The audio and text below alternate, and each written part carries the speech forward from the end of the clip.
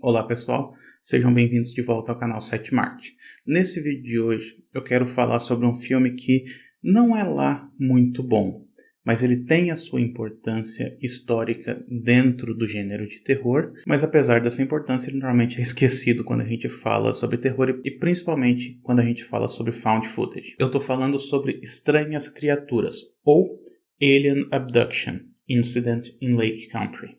Vamos conversar um pouquinho sobre esse filme então, que eu quero ver se até o final desse vídeo eu consigo convencer vocês da importância desse filme. Apesar de que, como eu disse, a qualidade não é das melhores. Vamos lá então?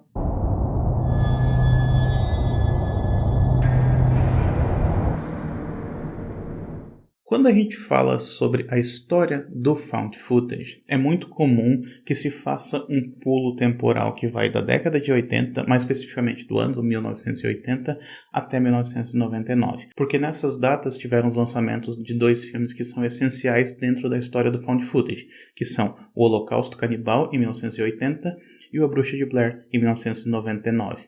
E de fato, esses dois filmes, essas duas datas são essenciais para que se entenda e se estude o found footage, mas elas não são únicas. Ocorreram filmes anteriores à década de 80 que também já trabalhavam com o found footage, assim como nesse intervalo até 1999 também tiveram outras produções que flertaram com esse subgênero. O Alien Abduction é um desses filmes, que foi lançado em 1998. Aliás, o ano de 98 ele é bastante importante para o found footage porque diversos filmes surgiram nessa época, quase como se a Bruxa de Blair tivesse surfando numa onda que já existia. Eventualmente eu vou falar sobre isso, sobre a história do found footage aqui no canal, então se você tem interesse em saber mais sobre isso, já se inscreve aí no canal.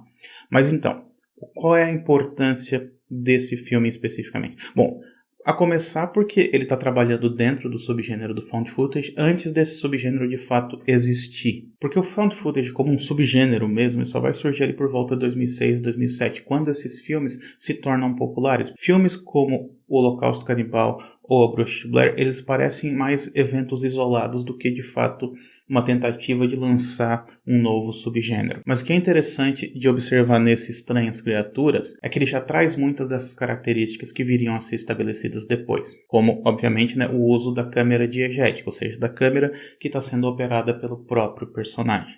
Mas não só isso, tem alguns elementos da narrativa mesmo, da construção da narrativa, que antecedem, inclusive, o que a Bruxa de Blair fez no ano seguinte. Então é um filme que tem a sua importância, com certeza. O que é interessante observar nesse caso é que esse filme não é a primeira experiência que o diretor Dean Alioto teve com o subgênero do found footage. Na década de 80, ainda mais especificamente em 1989, ele fez um experimento que foi não é um curta-metragem, é quase que um média-metragem, um filme por volta de 1 hora de duração, que também já era nesse formato. E aí o que acontece? Esse Estranhas Criaturas, ele é um remake dessa primeira experiência dele, porque essa primeira experiência dele era muito mais amadora mesmo. É claro que o amadorismo ele faz parte da estrutura, da estética do found footage, mas no caso desse primeiro curta dele, nesse primeiro média-metragem dele, é um pouquinho amador demais. Então, por isso que eu não estou indicando esse filme aqui, tô indo pro Estranhas Criaturas, que é um pouquinho melhorzinho, digamos assim. Mas então, do que se trata? O filme, ele conta a história de uma família que está se reunindo para um jantar, e um dos filhos dessa família, ele resolve então fazer um registro de tudo que está acontecendo, do jantar de família mesmo, algo banal, assim. Durante boa parte da narrativa, o que a gente vê é justamente essa banalidade, ou seja, são conversas de família, são conflitos que meio que não levam a lugar nenhum. Inclusive tem alguns conflitos envolvendo o racismo de um dos personagens, um dos irmãos daquela família, quanto ao novo namorado da irmã dele. Então, assim, são situações que vão sendo apresentadas sem necessariamente ser muito bem desenvolvidas. Inclusive, esse é um dos grandes problemas do filme, assim, a maneira como ele joga alguns desses conflitos, e depois ele fica meio que martelando nessa tecla. É o caso, por exemplo, da questão do alcoolismo da mãe desses personagens. Porque daí, para mostrar que ela tem um problema com bebida, eles deixam ela com uma taça de vinho na mão o tempo todo. Ou seja, é um negócio que soa até um pouco gratuito. Mas algumas coisas estranhas começam a acontecer ali ao redor, os irmãos vão investigar e eles acabam se deparando com uma nave espacial e com alguns alienígenas ali próximos. Depois disso, então, eles passam a ser perseguidos por esses alienígenas. Então essa é a base da história, Você tem esse evento mundano, né, um jantar de família que é interrompido por algo que é sobrenatural, algo que é além do natural, do normal. Isso é a base do found footage, né? O found footage se estabelece a partir desse conflito entre o realismo, né, entre esse naturalismo exacerbado e a noção do sobrenatural. E aí esse filme aqui ainda faz algo que o Bruce Blair também fez, que é se apresentar como sendo uma história real. Ele foi exibido na televisão como sendo parte de um programa investigativo, que visava então descobrir o que tinha acontecido com aquelas pessoas, através do registro que foi deixado por elas.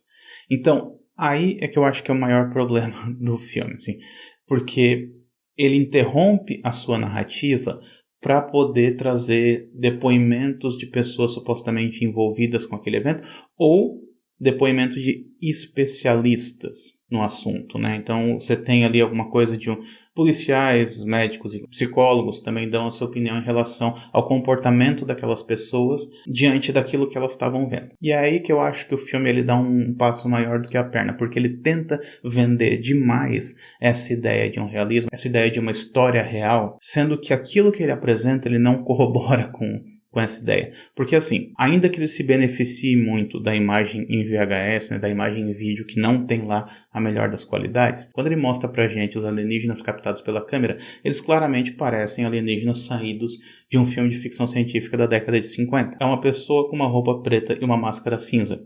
É isso.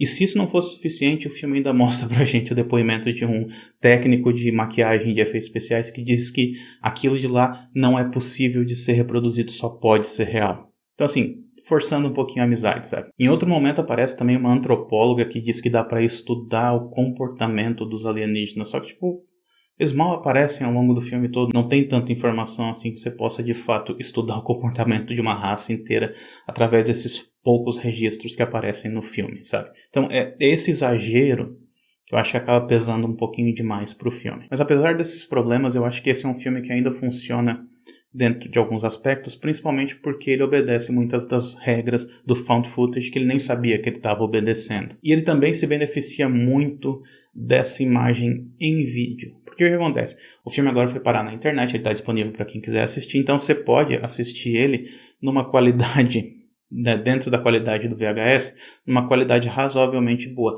Só que essa imagem digital, né, essa transferência que foi feita do VHS para a imagem digital, ela acaba amplificando muitos dos defeitos dessa imagem, o que é algo que é positivo para o found footage, porque o found footage ele se baseia nessa noção de amadorismo, nessa imagem amadora. Então o filme ele ganha uma nova camada de leitura a partir do momento que a gente enxerga essa imagem que foi captada em VHS através de um meio digital. Isso sem falar que o filme acaba gerando uma percepção diferente para quem, por exemplo, cresceu nas décadas de 80 e 90 e se acostumou a consumir esse tipo de imagem dentro do ambiente caseiro, né? A imagem do VHS. Então, registros de festa de família, registros de jantares de família, era para isso que servia o VHS, era só para isso que a gente usava. Então quando você vê isso acontecendo na tela, quando você vê isso no filme, isso acaba ganhando um novo significado se você cresceu nessa época. Se você não cresceu nessa época, você só vai ver uma imagem que é bem tosca. Mas incrivelmente, quando o filme foi exibido na televisão,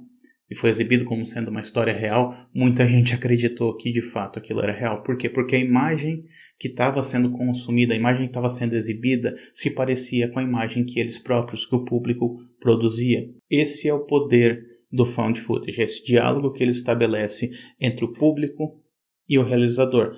O público ele acaba se colocando no lugar do realizador, porque ele vê aquelas imagens e ele enxerga elas como sendo algo que eu próprio, poderia produzir. Então muita gente acabou acreditando nisso. Hoje em dia, é claro que a gente sabe, né? Quando a gente vai ver uma história dessa, a gente sabe que é mentira. Mas também o acesso à informação naquela época era muito menor do que agora. Então você estava vendo o programa num canal que você estava acostumado a ver, por exemplo, programas jornalísticos e aparece esse filme lá, ficava mais fácil você acreditar que aquilo também era real, né? Também fica mais fácil de acreditar nisso porque em alguns casos o diretor ele foi bastante criativo e ele parece que ele escondeu os alienígenas nas falhas da própria imagem. Então assim, ele acaba falseando um pouquinho a sua própria limitação, né? A própria limitação desse formato e a própria limitação de efeitos de maquiagem, por exemplo.